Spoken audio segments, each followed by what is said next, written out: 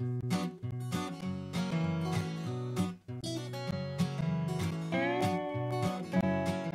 c'est Hélène, j'ai 24 ans et donc je suis soigneur animalier à la ménagerie depuis 4 ans. J'ai un tableau de quantité à respecter qui est celui-là.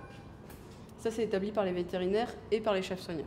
Moi je prépare la nourriture et quand ça arrive dans les services des soigneurs, donc quand je le livre le matin, eux ils peuvent faire part de leurs remarques soit directement à moi, soit directement au chef soigneur.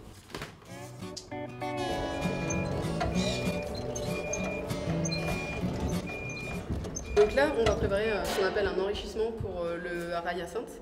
Pour qu'on fasse un enrichissement tout simplement pour pas qu'il ait juste à venir à sa gamelle et manger. Là, il va devoir se casser un peu la tête pour attraper sa nourriture.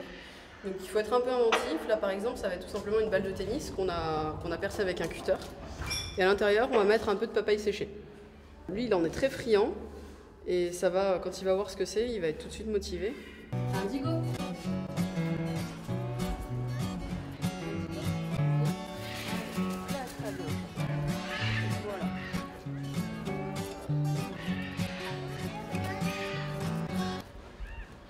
Alors on n'apprend pas à apprivoiser, ça se fait vraiment au feeling.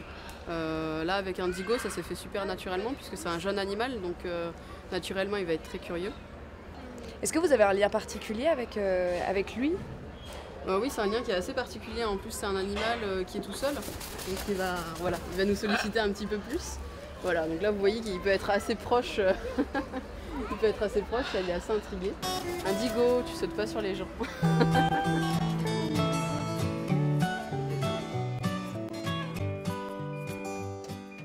Dès toute petite, j'ai voulu travailler avec les animaux. Je suis rentrée en études agricoles et par un concours de circonstances, je suis remontée sur Paris. J'ai envoyé une candidature à la ménagerie et qui m'a tout de suite embauchée, donc j'ai eu beaucoup de chance. Je me suis toujours sentie proche des animaux en général, donc oui, ça a toujours été une évidence en fait. Quand on aime les animaux, on préfère les voir dans la nature qu'en cage.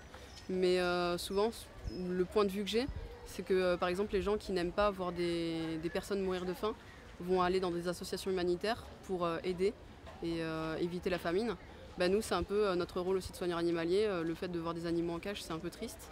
C'est pour ça qu'on est là, pour faire en sorte que la vie soit un petit peu mieux, que les animaux se reproduisent, essayer d'avoir de l'espoir pour la réintroduction.